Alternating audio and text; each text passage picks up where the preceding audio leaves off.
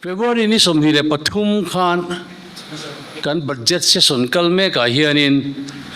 kan chief minister zaom takin kan sairang rail station hi world class siam ani tur thute apuanga alom katia etianga malak latte alot tin don pe chuan alom tak zetin karing ani chuti rol chuan an soitel pakhat sairang rail station bazar siam tum ani thu an soi ro ka chu ngai tua chian de ngai mo ti ngai tua na kania sairang rail station hian bazar siam mi ta sela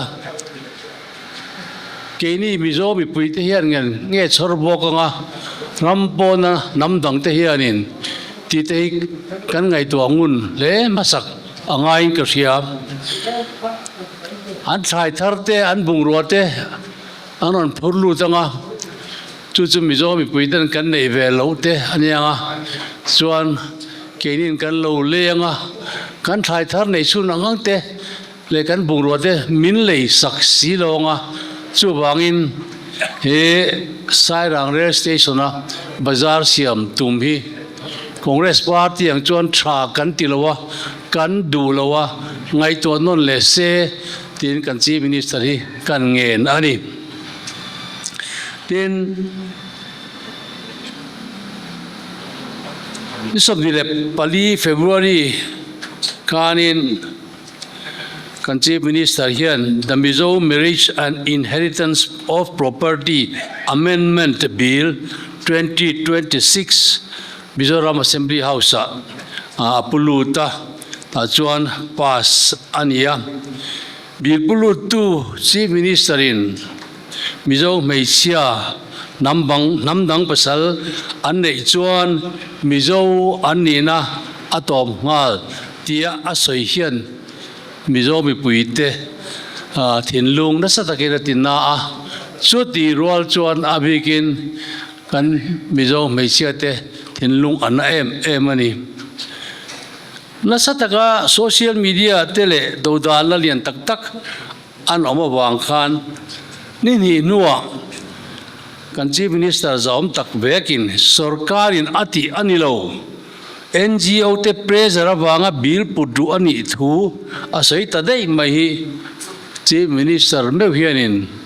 a bill pudlua mo phurna alangam lo tia chiang hlemaya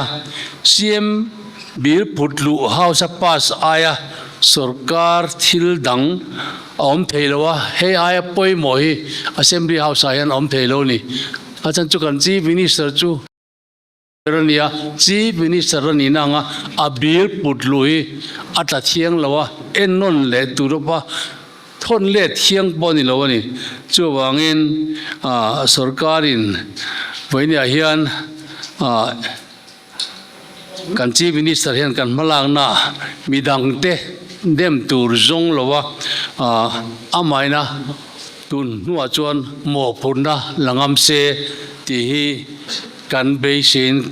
ani na tur angnin ka hria nam hi thisera wang kan nei ania Mizo kan ni na chante kan thisera wang a Mizo kan ni India constitution ina ati lang lam thei anilo kan Mizo ni na India dan pina du ati dang lam thei anilo ani chu wangin kha bil kha abik takin Mizo mai chen sui khom pol MACP te point tasa takin ando dalin ngai to non le turin antinin ka sia Mizo mai sia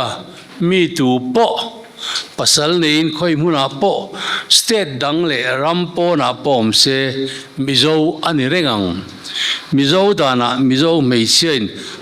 pasal te nam antrong mai lo ani he ai chiang pong jok hen kan nu thu soi tu hianin aron soi thiam jok tura kangaya tin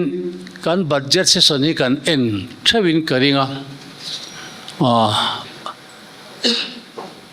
House leader berina zona le channa an chan thin dan tele an wain up thin dan teng te hi aban doi thak len ka sia pa ber ani na anga kul taka eng kim zon te changa wine up tur ani line tu te mo tai nei ran ang maya assembly house kan house leader berin an chevel hi chu a chuan om lo mizomi puitan a chuan om lo wa chu wangin kan ram ro re la sang ber assembly house hi tun aya moi zoka kalpui ni selangin opposition an ni langin opposition te chuan heng ang point sarkar lo bein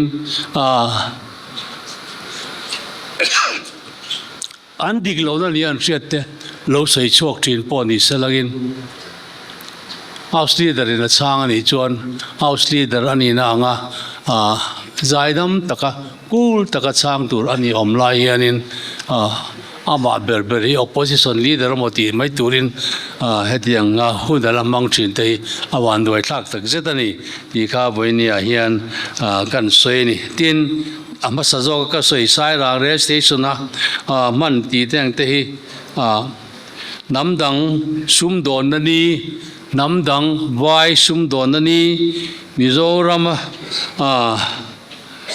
sum le pai an lak thang nani mizo thai tharte vai nan le don lo chu wangin kan ram tan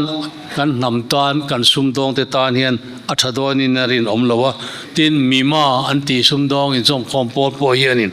an lom vakin karing lawani chu wangin rail station bazar siam tum nahi ti puitin ani ma suit le ni se ti congress pi ngai dan ani kalome